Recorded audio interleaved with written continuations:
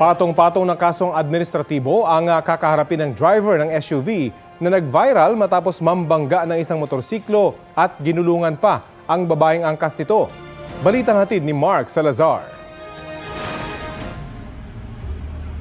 Mahigit isang linggo matapos araruhin ng SUV ang motorsiklong ito at gulungan pa ang babae nitong angkas sa EDSA Shaw Boulevard, humarap na ang driver ng SUV sa LTO National Capital Region Office. Kailangang magsumite ng notarized affidavit para ipaliwanag ang kanyang sarili. Pero base pa lang sa kuha ng video at naungkat na record ng SUV, patong-patong na agad ang kakaharaping administrative case ng driver. Unregistered siya, which is violation from the driver and the owner. Dapat nakarehistro ka, bawal gumamit sa daan if unregistered yung sakyan. Which is mas higher penalty na, no? Babayaran mo yung unregistered penalty to 10,000 plus 2,000 na reckless. Kasi pag ginamit mo kasi yung sasakyan unregistered, medyo reckless na yung dating sa driver part.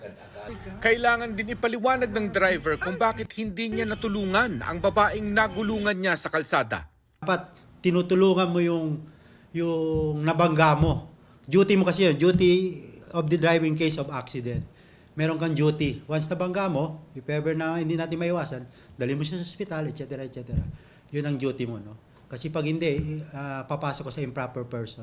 Improper person ang tawag sa pinakamabigat na violation sa listahan ng LTO dahil revocation of license ang parusa rito.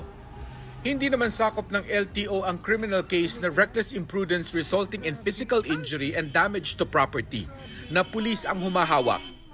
May paalala naman ng LTO sa ginawa ng rider na sinubok pasukin ng SUV para kunin ang car key. Maganda man daw ang intensyon para pigilan ng makausad pa ang SUV.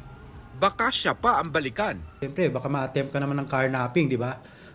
Kasi kukunin mo yon. Hindi naman ayaw naman ng tao, bakit mo kukunin yung susi ko? Lalo na pag pumasok ka sa loob ng sasakyan, di ba?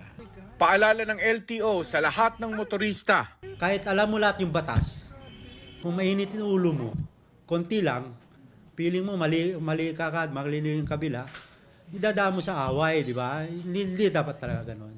Mark Salazar, nagbabalita para sa GMA Integrated News. Kapuso, alamin ang maiinit na balita. Bisitahin at mag-subscribe sa GMA Integrated News sa YouTube.